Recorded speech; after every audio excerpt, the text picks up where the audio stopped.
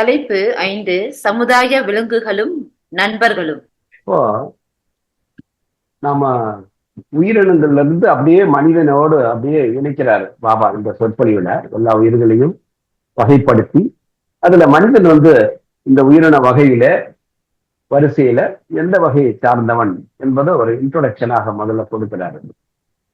பொதுவாக உயிரினங்களை ரெண்டு வகையா பிரிக்கிறாரு. ஒண்ணு வந்து சேர்ந்து வாழக்கூடியவை, ஒன்னா இணைஞ்சே வாழும். இன்னொன்னு வந்து தனித்தனியா பிரிஞ்சு வாழும். ஒரு அந்த பால் கொடுக்கிற வரையிலும் அல்லது வந்து அம்மா தாயோட இணைஞ்சு இருக்கிற வரையிலும், தந்தையோட அது இணைஞ்சிருக்கிறனாலும் உயிரினங்கள் தாயிட்ட கட்டாயமா அது வந்து இணைஞ்சிருக்கக்கூடிய வகைகள்லாம் இருக்கிற விலங்குகள்ல. அப்போ இதுல ஒண்ணு வந்து சேர்ந்து வாழக்கூடிய உயிரினங்கள், மற்றொரு வகை வந்து தனித்தனியாக பிரிஞ்சு வாழக்கூடிய ஒரு இனங்கள் என்று சொல்றார். ரெண்டு வகை.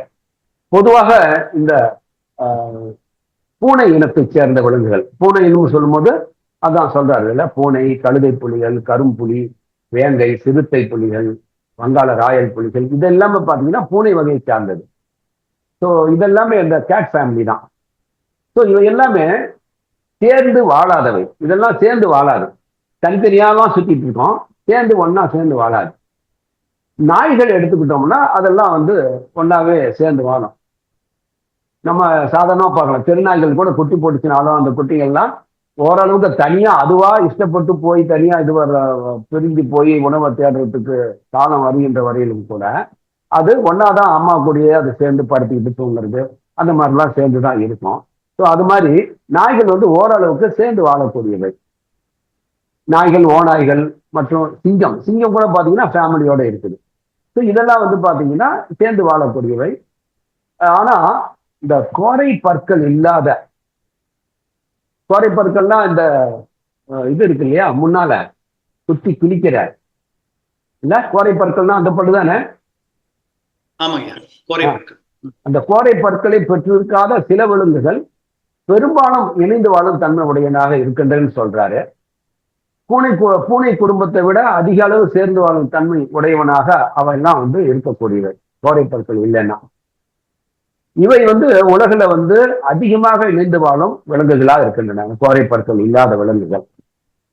ஸோ அப்படி பார்க்க போனோம்னா இதுல வந்து இந்த ஏப் மற்றும் புரோட்டோ ஏப் இனத்தை சேர்ந்த விலங்குகள், இந்த வகையிலான வேறு விலங்குகளும் கூட இருக்கின்றன. அவ வந்து அவையெல்லாம் வந்து இன்னும் அதிக குடும்ப உறவோடு வாழ்படி. இப்ப யானையெல்லாம் எடுத்துக்கிட்டீங்கன்னா கூட பாத்தீங்கன்னா அதுவும் எப்பயுமே அந்த கூட்டமா குடும்பமாவை தான் வாழும். ஸோ அதுக்கெல்லாம் கூட பாத்தீங்கன்னா அந்த கோரை பற்கள் இருக்காது. ஸோ ஆகவே இவையெல்லாம் வந்து இணைந்து வாழக்கூடியவை என்று சொல்லிட்டு மனிதனும் வந்து இதுல ஒரு உயிரினம் தான். ஆனாலும் மனிதன் வந்து ஏப் இன வகையை சேர்ந்தவன் தான் சொல்றாரு. இவை வந்து ஏப்பு, புரோட்டா ஏப் இனத்தை சார்ந்த விலங்குகள் ஒன்றாக இணைந்து வாழக்கூடியவை என்று முன்னா பேரால் அவர் கடைசியில் சொல்றாரு. ஸோ மனிதனும் பார்த்தீங்கன்னா இந்த ஏப் இன வகையிலிருந்து வந்தவன் தான், அந்த ஃபேமிலி தான். இப்படி பூனையினுடைய ஃபேமிலியில பாத்தீங்கன்னா பூனை, கழுதை புலி, புலிகள், வேங்கை, சிறுத்தை, இதெல்லாம் எப்படி அது ஒரு ஃபேமிலியோ அது மாதிரி ஹியூமன் பீயிங் வந்து இந்த ஏப் இன வகையை சேர்ந்தவன். அப்போ ஆனா மனிதன் வந்து ஒரு இணைந்து வாழக்கூடிய சமுதாய விலங்கவன். சமுதாயமா, அதாவது எல்லாம் குடும்பமா சேர்ந்து கூட்டமா வாழக்கூடியவர்கள், அந்த தன்மை உடையதான் நம்ம சமுதாய விலங்குன்னு சொல்றோம்.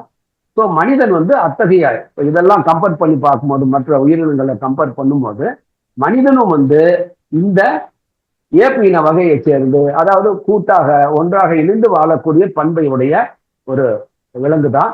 ஆனாலும் முற்கால தர்க்க வல்லுநர்கள் அவங்க என்ன சொல்லியிருக்காங்க அப்படின்னா, இவன் வந்து பகுத்தறிவுள்ள விலங்கு மனிதன் என்று சொல்லக்கூடியவன். மற்ற உயிரினங்களுக்கு வந்து பகுத்தறிவு இல்லாதவர்கள் என்றும் பகுத்தறிவுள்ள விலங்கு என்றும் சொல்வது உண்டு என்று சொல்றாரு.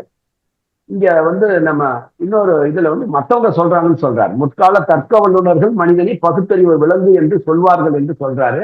ஆனா நம்ம ஆனந்த மார்க்க பிலாசபி படி மனிதர்களை வந்து ரேஷனல் அனிமல் என்று சொல்லுவாங்க அப்படிங்கிறாரு. ஆனா நம்ம ஆனந்தமார்களுடைய இதுபடி பாத்தீங்கன்னா நாம வந்து ஒரு அனிமல் என்ற வகையை வந்து அதுல இருந்து வந்தாலும் நாம பகுத்தறிவுள்ள விலங்கு என்று சொல்லக்கூடாது. ரேஷனல் அனிமல்னு சொல்லாம ரேஷனல் பீயிங் என்று சொல்லணும்னு சொல்றாரு. பகுத்தறிவுள்ள ஒரு உயிரினமாகத்தான் நம்மளை வந்து மனிதர்களை சொல்லணும் அப்படின்னு சொல்றாரு. ஸோ இதை தொடர்ந்து அடுத்தது என்ன சொல்ல போறாருன்றதை நம்ம அடுத்த வகுப்புல பார்ப்போம். சரியா? ஸோ இத்துடன் இந்த வகுப்பு சரி. நன்றி. நமஸ்காரம்.